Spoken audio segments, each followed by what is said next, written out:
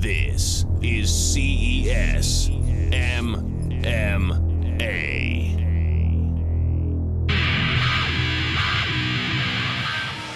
Here is the Corona Extra tail of the tape. We move on to the cruiserweight division. Eric BEDARD from Providence comes in at 6-4 with 4 big knockouts.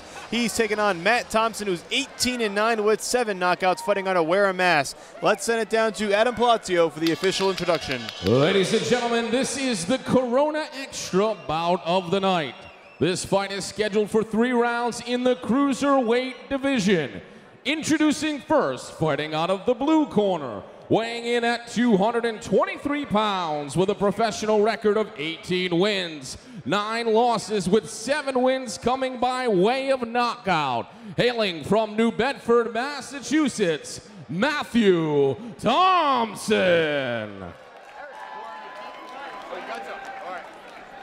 And fighting out of the red corner, weighing in at 226 pounds with a professional record of 6 wins and 4 losses, with 4 wins coming by way of knockout.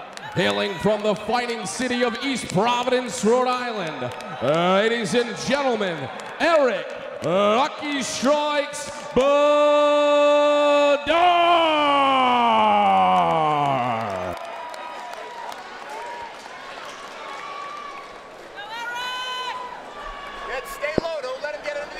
Cruiserweight action here at CES MMA 23. I am Mike Parenti, joined by Matt Bissett. We are cage side live at Twin River Casino, and this one should be good. Both fighters coming in on some hot streaks. BEDARD coming off a big win, a big knockout win over Tyler King in February.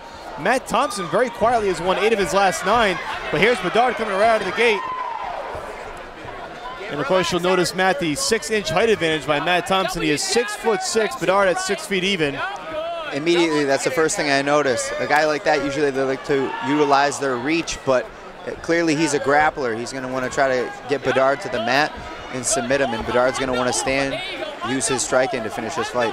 Earlier tonight, we saw 6'5" Ralph Johnson try to do the same and use his reach to his advantage, and you talked about how the key to beating a tall fighter is just get on the inside. That's what BEDARD was trying to do at the start of this fight. And what he's still trying to do, I should say, here in the opening round as well, Matt Thompson trying to get BEDARD against the cage and drive those knees to the midsection. In his last 4 wins, 4 consecutive wins for Matt Thompson, all have come in the first round. 3 by submission, the last one by punches against Aaron Lofton, and that was November of 2012. So he's had some time off in between. He has put together that nice stretch, but has been inactive for about a year and a half, so we'll see if there's any rust. Eric BEDARD, typically one of the busier fighters in the Northeast region, always ready to fight and always comes to fight as well. And BEDARD's fought a who's who, too. He doesn't turn down fights, and he always comes to stand and bang, and he's an exciting guy to watch. His last loss was in August against Giuliano Coutinho, one of the top cruiserweight / heavyweights in the Northeast. And of course, the win over Tyler King avenged an early loss to King right here at Twin River in 2012. So again, not afraid to get in there, even if he's already faced the guy and lost to the guy. BEDARD more than willing to go out there. He also fought Patrick Walsh twice at CES and lost both fights, submitted in one fight, knocked out in the second one, both in the first round. BEDARD, another fighter who tends to not go the distance. His fights either end early, or in that one case against Giuliano Coutinho, he goes the distance and goes all 3 rounds. But both fighters clearly like to finish, as you see by the records. 4 knockouts for BEDARD, 7 knockouts, and 9 submissions for Matt Thompson. I'm surprised the fight's gone this long, actually. No kidding. With that track record, you'd think it'd already be over by now, but both fighters standing toe-to-toe here in the center of the cage, halfway through round number 1. Thompson in the orange trunks, BEDARD in the black. Nice leg kick, left hook combo. The left hook didn't land, but BEDARD just has the right idea at least. Based on his track record, I would have thought that Thompson would have gone for the takedown earlier and try to finish this fight with a submission. He's working really well inside on the tie clinch here, though. He's got long arms. He's able to utilize that plum really well. And seems to have no problem exchanging with Eric BEDARD. BEDARD does have 4 knockouts on his record, but again, Thompson has 7, so he's willing to stand and bang as well. Good elbow over the top. I don't think you're ever going to see BEDARD go for that takedown unless it's a big power slam, something for the crowd. He's probably going to look to just stand in front of you and throw those big hooks, big overhands. I don't even think he likes jabs. I don't think either fighter likes to establish just it. as I say that, he's going for a slam. Like I said. As predicted, it was the slam for the crowd. The crowd loves it. They're on their feet. Minute and a half to go here in round number 1. Nice takedown by Eric Bedard. Good spot here for elbows for Bedard if Thompson has that left rib cage open. And it certainly is open. And we'll see if Bedard takes advantage. You hear his corner screaming for the elbows. Thompson trying to turn back over and not expose that side of the body. Looks like Bedard is content here, just sitting at side control, feeding these short elbows. I'm actually surprised with, like I said, you look at the record and the history of Thompson. He's got a ton of submission victories. I would have thought he'd be moving a little bit better on his back here. Shrimping, trying to push away, create some distance, because his right arm being trapped here is just not good for him at all. He can't use it. He can't use it to defend submissions, just like right now. And now he's back to his knees. It's true. It's an interesting pace for two fighters who've had a lot of first-round finishes, both good and bad. They've actually seemed like they're trying to establish a pace or maybe feel each other out, not the sort of all-out reckless abandon that you sometimes see with fighters with that kind of a track record. Bedard in a deep double again with a slam. Nice, very nice. Bedard using his pure strength. He's a little bit built closer to the body or closer to the ground than Matt Thompson is, so he's got that leg strength and he uses it, just picking up Thompson and slamming him to the canvas for the second time in this round. And that's how round number 1 will end. Strong round for Eric Bedard. He got those 2 big slams. That may be something the judges favor. We'll have to see how that goes if in fact this fight does go the distance, but solid action here in the cruiserweight division in the opening round. Let's listen into Eric Bedard's corner.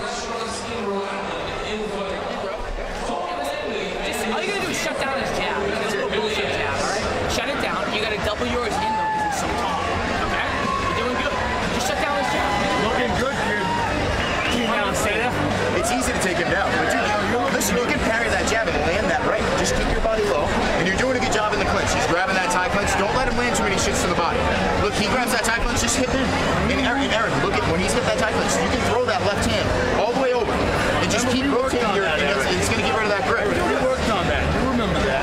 He moves his hips back, Eric, and he's looking. Yeah, if you feel okay in the clinch and you're confident, Eric, keep taking him down. You're doing a good job. Don't do anything crazy. You see Greg Rebello, a longtime staple on the Bellator circuit, and he also here at CES, and boxing coach Dave Keefe in Eric Bedard's corner with the advice, and of course telling him, listen, if you're comfortable in the clinch, go for the takedown. He's had 2 big takedowns already, so Greg Rebello instructing him to maybe go for that takedown, and also to use that left when they're in the tie clinch. You had pointed that out earlier in round number 1 as well. Yeah, Thompson was having some success there in the tie clinch, and I think it was just because Bedard was he was content to hang out there, and that's not somewhere you want to be content to hang out. Round 2 underway here at Twin River Casino. Mike Parenti joined by Matt Bissett, CES MMA 23. Eric Bedard in the black trunks taking on Matt Thompson in the orange. 6-inch height advantage for Matt Thompson. Bedard appears to be bleeding from the nose. Most likely from the opposite end of one of those jabs by Thompson. Both guys holding their hands nice and low here. And just as I say that, Bedard brings his hands up. But the first thing I notice is Bedard is a guy that likes to throw hooks, overhands, uppercuts, punches from angles. And I'm wondering if a fake low jab to the body and then an overhand would be a nice combination for him here.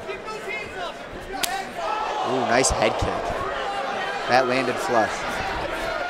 You could hear that one throughout the arena. Big head kick by Matt Thompson.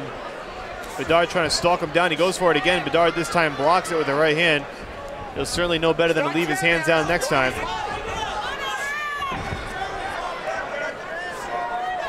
Thompson now starting to use that left jab a bit, Matt. You didn't really see a lot of it in the first round. Maybe trying to keep Bedard at bay and keep him at the end of that jab where he can control the fight. But now they're in the clinch again. Bedard trying to drive that knee, goes for an uppercut. That second uppercut landed on the chin. Nice uppercut.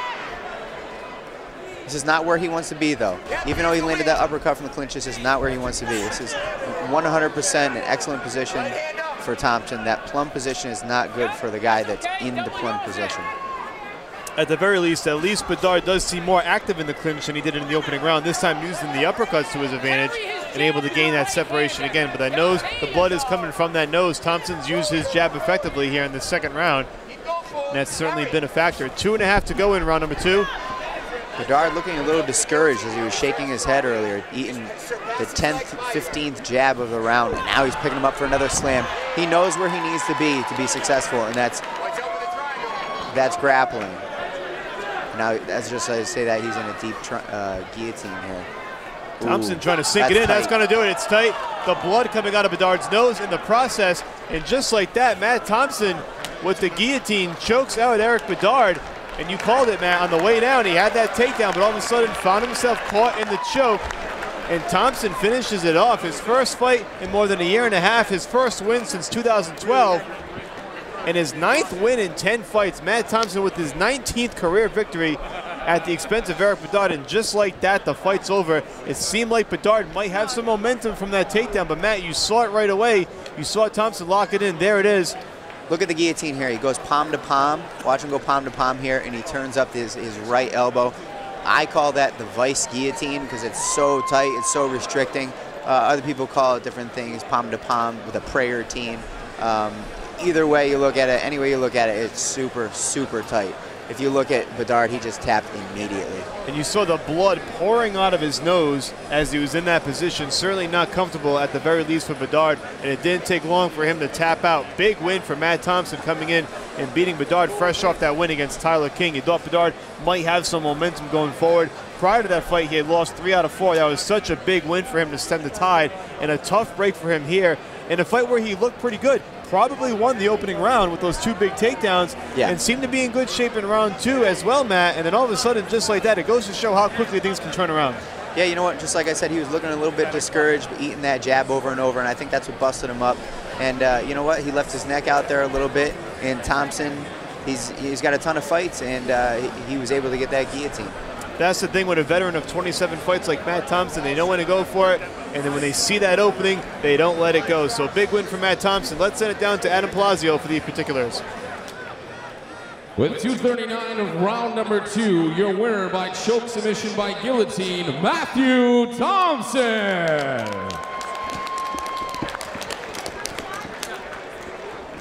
So there it is, a win for Matthew Thompson. Again, we take a look at that replay. That guillotine choke in round number 2.